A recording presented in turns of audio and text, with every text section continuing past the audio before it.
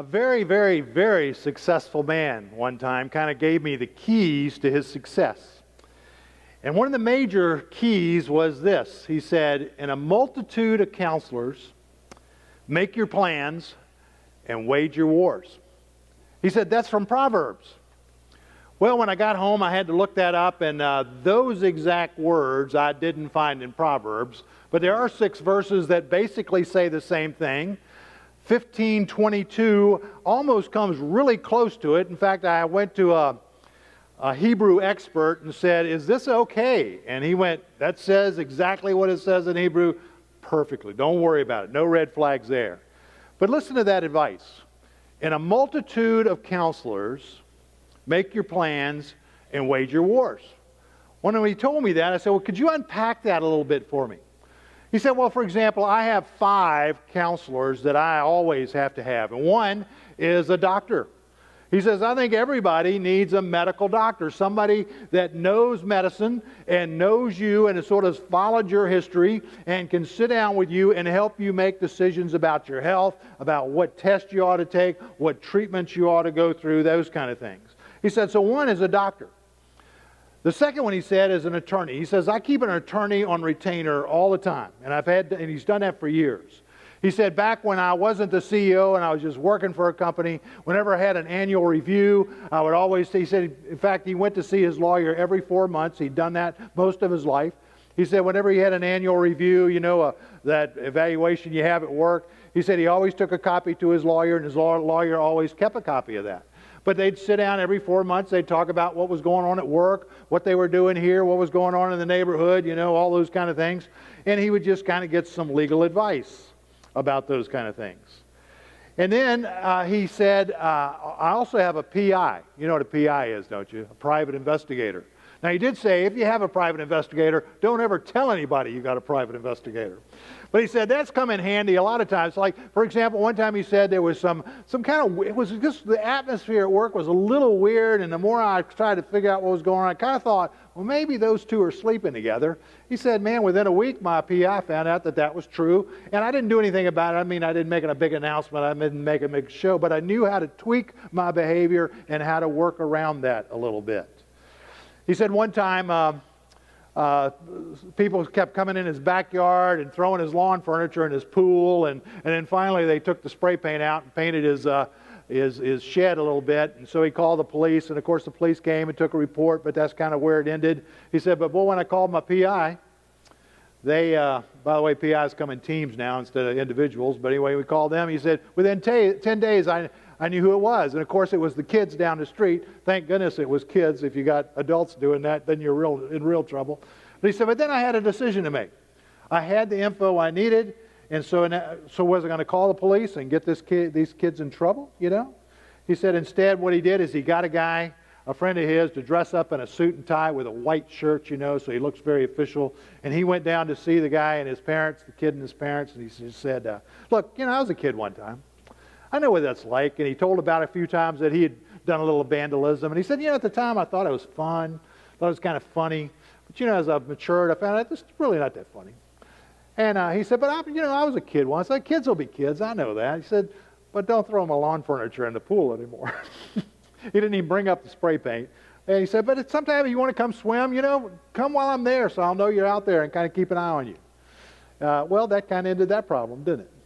But he said a PI is one. He said another one that I always kind of keep is a financial advisor.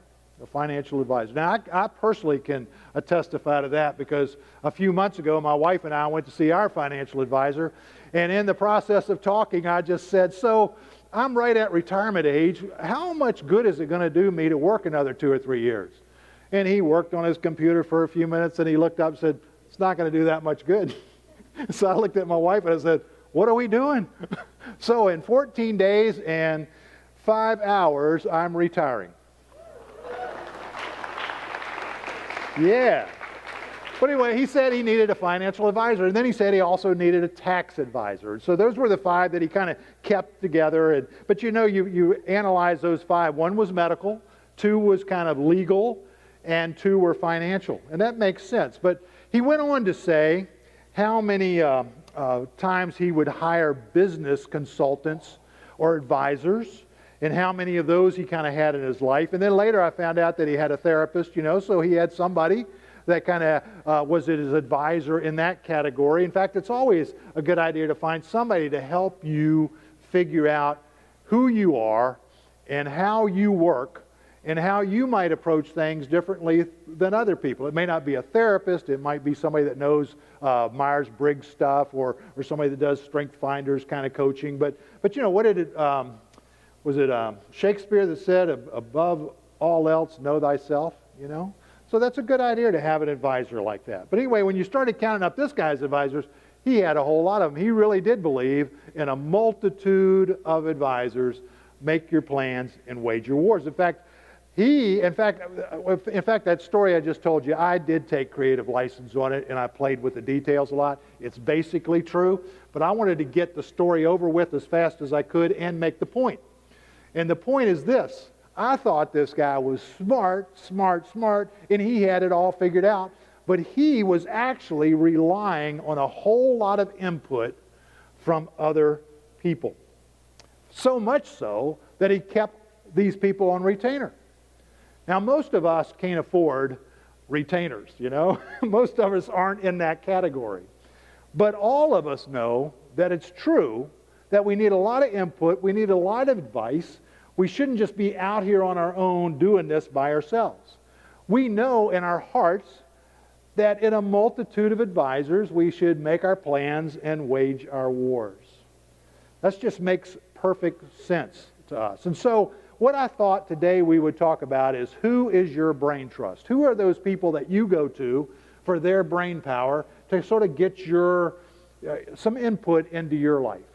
And so as I sit up here and rattle off, I'm hoping that you'll listen to some of it, but I'm also hoping that you'll kind of think through, who are your advisors? Who are the people that you go to? And so that at the end of this message, maybe you've kind of come to a place where you can do this with a little more intentionality. So today I just want to talk about, who is your brain trust? Who are they? How often do you get with them? How often do you ask for their advice? How often do you take their advice? How often do you not?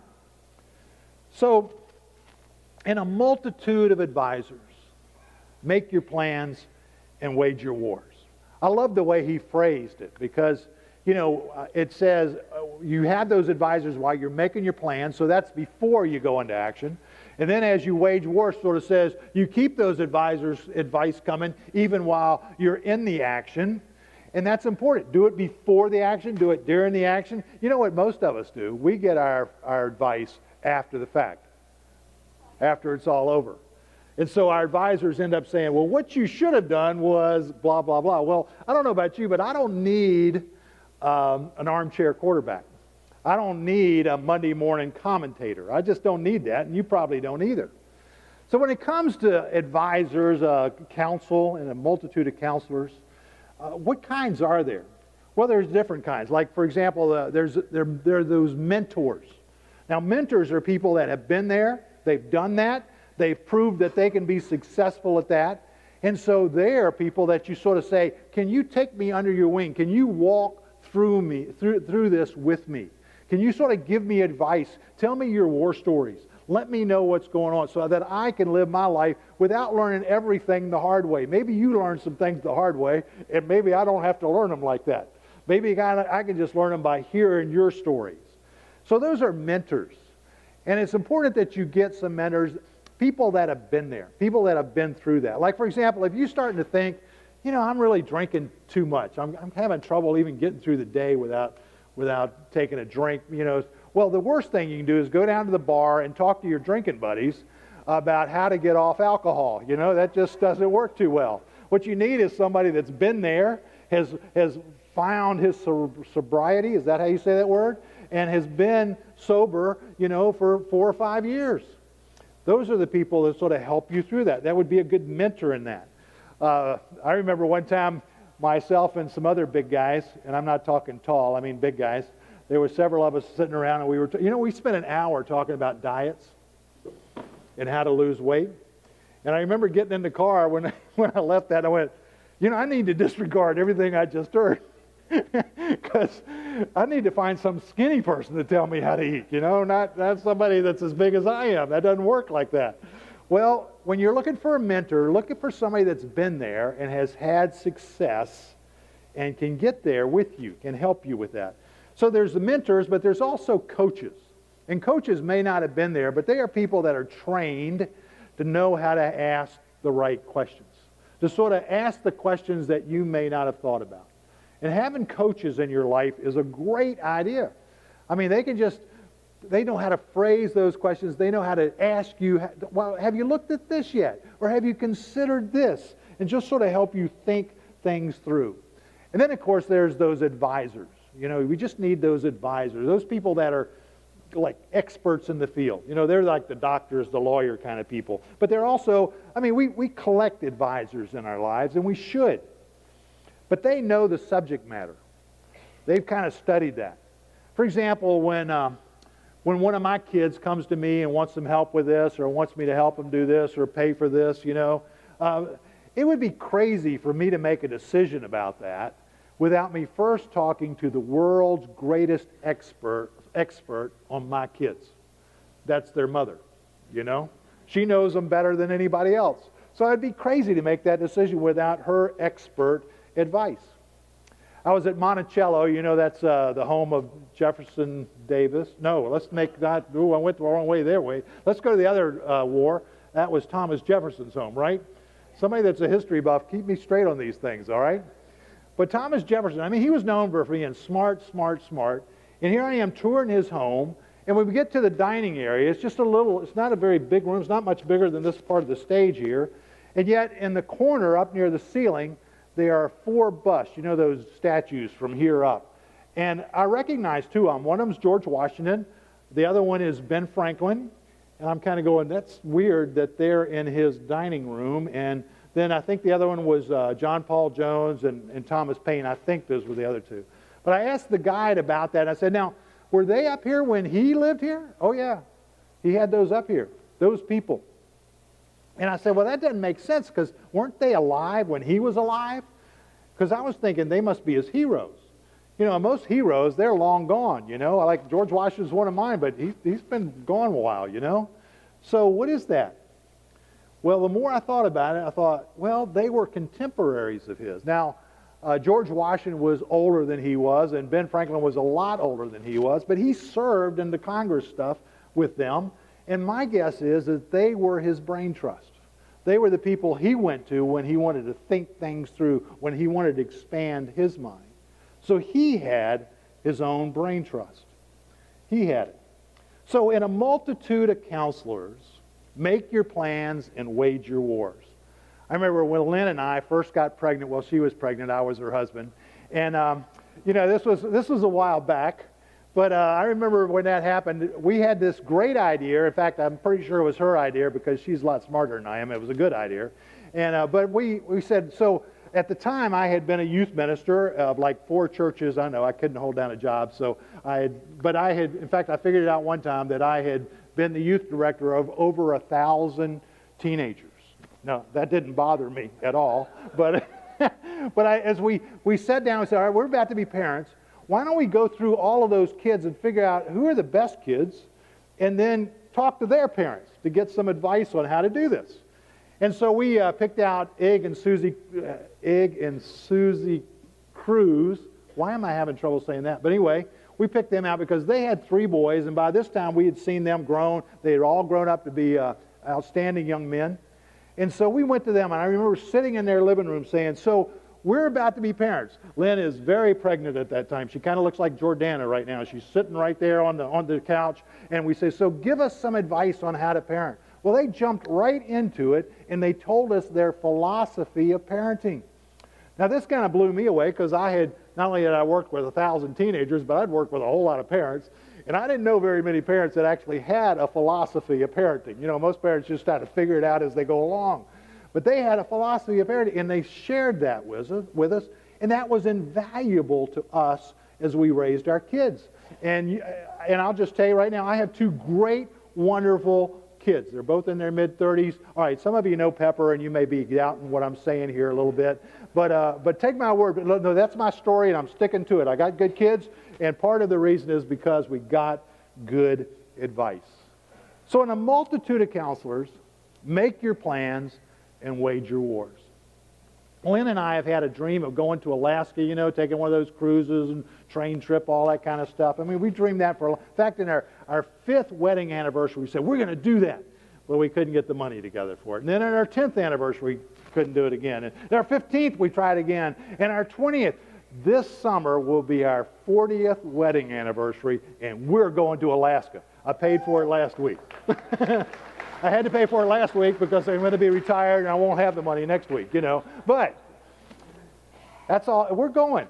Well, when I was trying to figure out how to do that, I got online and I started looking at Googling all this. Well, the choices are amazing. And I didn't even know where to start. So, I started asking friends and stuff, and they had all of them had been once, they didn't know that much. So finally I said, in a multitude of advisors, make your plans and wage your wars. So I went and found a travel agent.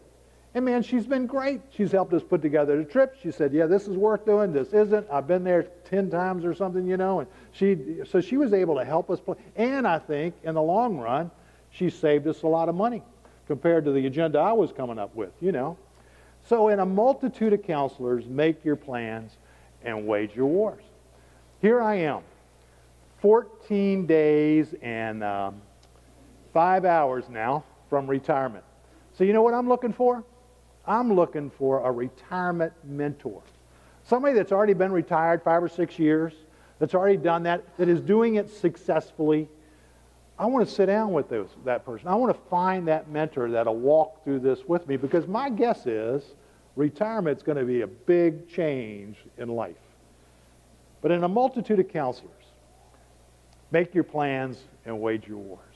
Now, how do you do that as a believer? Well, one thing is it's important for us to develop the mind of Christ. So what you don't do is you don't get your advisors, you listen to their input, and then you do exactly what they say. No, the way it works for me is that I'll go to the advisors, I'll get their input, then I'll go before God and I'll pray about it and I'll think about it and I'll try to figure it out, because this is how you develop the mind of Christ, is trying to figure these things out. And then I'll come down and I think, all right, I think this is what I'm supposed to do. And then I'll go back to my advisors and they can act like confirmation. Now, if I kind of give them my plan and they're all waving the red flag, it's probably time for me to go back to the prayer room and try to figure it out again. But counselors can be a great confirmation to God's leading. James 1:5 says, any of you that lack wisdom. You know what wisdom is? Wisdom is knowing what to do next. You ever been there? Well, if any of you lack wisdom, it says, ask God. And that's where it talks about how generous God is, because when it comes to wisdom, God loves for you to ask his advice, and he loves to give it. Sometimes he gives it through people. Sometimes he'll just tell you. But he is the source of wisdom. So let me recommend to you that, I would recommend that you get a life coach. Somebody that you sit down with every now and then and says, this is the way my life is going. This is what I want to accomplish. Or they may even ask you may even not think what you want to accomplish in the rest of your life, but they can kind of ask that question. So what do you want to do? How are you going to do it? How are you going to get there? And then they'd come back later and say, so we came up with this plan. Are you following it? What parts of it are you doing? Oh, you're not doing that part? Well, when are you going to do that kind of part? A life coach is a great thing to have. Also a career coach. Over the last 10 years, I've had career coaches, and my pattern has basically been that once a year, I kind of employ a coach for like 3 months, and what I'll do, what I've found, see, I work with churches, so I'm all in the Christian bubble thing, and so I'll get a secular business person to be my coach 1 year, and then the next year I get a Christian that's kind of in my business, and then I'll go back to the secular, and that's kind of the way I've done it, and that's worked well for me because it's given me different perspectives on my career, and I could bring some new things into. Also, I would suggest that you figure out who's your brain trust. Who are the people that are your main advisors? And what you were looking for there is, one, you're looking for people that are smart, people that are smarter than you, people that when you look at them, you go, man, I don't know why in the world they're hanging out with me, those kind of people. Also, you want people that know you, people that know how you do things, know what your passions are, can kind of figure you out a little bit. And you also want people that that can put aside their own self-interest and kind of give you advice, and ones that will speak truth into your life. The Old Testament is full of things called false prophets. And false prophets were described as those people that would tell the king what he wanted to hear. They were people that would tickle his ear. They weren't people that would speak truth into his life. And so you're looking for people that will speak truth into your life, that will be brutally honest with you. But have a brain trust. But more than anything else, I'd like to suggest to you that you find a spiritual coach. A spiritual coach. I mean, think about that for a minute. I mean, if you want to grow spiritually, if you want to become more like Jesus, probably the best way you can do that is to get somebody that's kind of ahead of you in the spiritual world to sort of walk through that with you and help you make a plan of how you're going to grow spiritually. Now, you know why most of us don't do that? Because I can guarantee you, if you do that, I can almost guarantee you that you will grow spiritually. But I think a lot of us don't do that because, frankly, we don't want to grow spiritually. There's a reason I don't have a physical coach. I had one of those one time down at the gym. I didn't like that at all. I decided I don't want to be that physically fit, So I don't have one of those. Well, you know why we don't have a spiritual coach? It could be because we really don't want to grow spiritually. And if that's what you're kind of thinking right now, well, maybe you need to pray about that. And this is how to pray about that. God, give me the motivation to be more like you. Because all of that comes from God and all of that goes through God. But I really think a spiritual coach would be an amazing way to grow spiritually. So think about that. All right, so who's your brain trust? How often do you see them? What are you going to do different after thinking about it here while I was up here just rattling off? I hope it's something you're going to go about a little more intentionally. Because in a multitude of advisors, make your plans and wage your wars. Let's go to God right now.